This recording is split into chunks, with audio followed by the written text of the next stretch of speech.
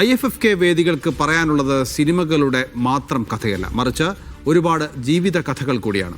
4 വർഷം മുമ്പ് തുടങ്ങിയ ചുവടുവെപ്പ് ഇന്ന് അനേകം കുട്ടികൾക്ക് തണലൊരുക്കുമ്പോൾ മീഡിയ വണ്ണിനും അതിൽ സന്തോഷിക്കാൻ ഒരു വകയുണ്ട്. IFFK വേദിയിൽ മീഡിയ വണ്ണിന്റെ മൈക്ക് ഐഡിയും തേടി ഒരാൾ വന്നു. അവരുടെ മീഡിയ വണ്ണുമായുള്ള ബന്ധവും അവരുടെ കഥയുമാണ് ഇനി പറയാൻ പോകുന്നത്. 4 വർഷം മുൻപേയുള്ള ഒരു IFFK കാലം. റൈസപ്പ് അന്ന് ഉടഞ്ഞുപോയ ഒരു പറ്റം ബാല്യങ്ങൾക്ക് വീടൊരുക്കാനുള്ള തത്രപ്പാടിലായിരുന്നു. അന്ന് ആ സ്വപ്നത്തിൽ റൈസപ്പിനൊപ്പം മീഡിയ വണ്ണും ഉണ്ടായിരുന്നു.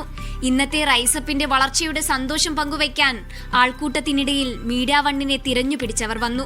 ആദ്യ കാലഘട്ടത്തിൽ നമ്മുടെ ഫിറ്റ് ഫെസിലിറ്റി ഡെവലപ്പ് ചെയ്യുമ്പോൾ ഉള്ള ഫണ്ട് റേസിംഗ് സമയത്ത് നമ്മൾ IFFK നടക്കുമ്പോൾ മീഡിയ വണ്ണാണ് നമ്മുടെ ആദ്യത്തെ ഇതൊക്കെ കവർ ചെയ്തിട്ടുണ്ടായിരുന്നത്. അപ്പോൾ അത് നമുക്ക് ഒരുപാട് നമുക്ക് റീച്ച് ഔട്ട് ചെയ്യാനും അതിൽ നിന്ന് നമുക്ക് ഒരുപാട് രീതിയിൽ ഹെൽപ്ഫുൾ ആയിട്ടുണ്ട്. അപ്പോൾ ഇന്ന് ആ വീട് വെക്കുകയും നമ്മളവിടെ ഇപ്പോൾ 2 വീടുകളായി, 2 വീട്ടിൽ 13 മക്കളാണ് നമുക്കുള്ളത്.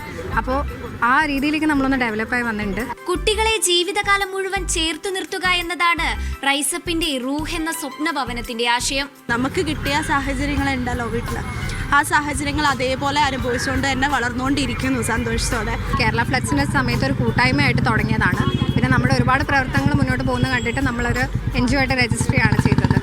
ഒരു റോങ് ആയിട്ടുള്ള ഒരു ചൈൽഡ്ഹുഡ് മാറ്റിയെടുത്ത് നമുക്കൊരു ഫ്യൂച്ചർ, അവർക്കൊരു നല്ല ബ്രൈറ്റ് ഫ്യൂച്ചർ ഉണ്ടാക്കാൻ പറ്റുമെങ്കിൽ നമ്മുടെ ഭാഗത്ത് എന്താ ചെയ്യാൻ പറ്റുക എന്നുള്ളൊരു ഐഡിയയിലാണ് ശരിക്കും റൈസപ്പ് ഹോം റൂഹ് എന്നൊരു കൺസെപ്റ്റ് സ്റ്റാർട്ട് ചെയ്യുന്നത്. ഈ വർഷത്തെ IFFKയിലും റൈസപ്പിന്റെ സ്റ്റോളുണ്ട്.